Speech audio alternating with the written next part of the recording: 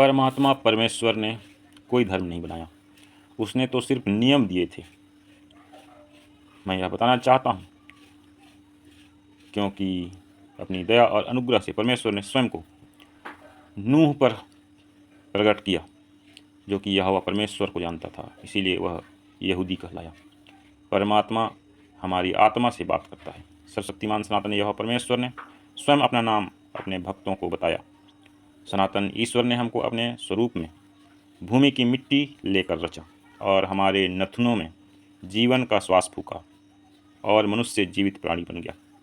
प्रभु के वचन में लिखा है, उत्पत्ति 2 उसके 7 पद में, यहोवा परमेश्वर ने आदम को भूमि की मिट्टी से रचा और उसके नथुनों में जीवन का श्वास फूंक दिया और आदम जीविता प्राणी बन गया।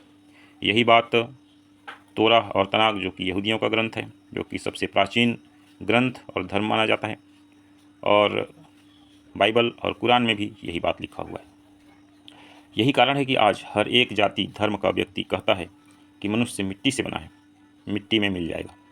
वहीं विज्ञान कहता है जीवन की उत्पत्ति निर्जीव पदार्थों से हुई, जैसे बंदर की। उसके बाद बंदर की होमो सेपियंस प्रजाति के क्रमिक विकास से आज का मनुष्य बना। वहीं वेद पुराणों में लिखा है कि नारायण के नाभि से कमल और कमल से ब्रह्मा और ब्रह्मा के एक हिस्से से मनु और दूसरे हिस्से से शत्रुपा का जन्म हुआ।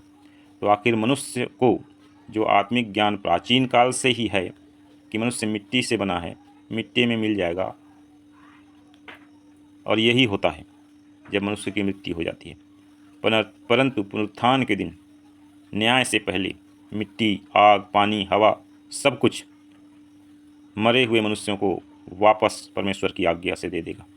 प्रकाशित वाक्य 20 उसके 13वें पद में लिखा है, फिर मैंने एक बड़ा श्वेत सिंहासन और उसको जो उस पर बैठा हुआ है देखा। उसके सामने से पृथ्वी और आकाश भाग गए और उनके लिए जगह न मिली। फिर मैंने छोटे बड़े सब मरे हुओं को सिंहासन के सामने खड़े हुए देखा और पुस्तकें खोली गईं, और फिर एक और पुस्तक खोली गई, अर्थात जीवन की पुस्तक, और जैसा उन पुस्तकों में लिखा हुआ था वैसे ही उनके कामों के अनुसार मरे हुओं का न्याय किया गया।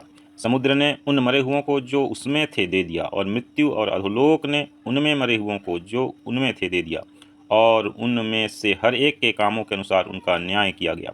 मृत्यु और अधोलोक आग की झील में डाले गए। यह आग की झील दूसरी मृत्यु है, और जिस किसी का नाम जीवन की पुस्तक में लिखा हुआ न मिला वह आग की झील में डाला गया।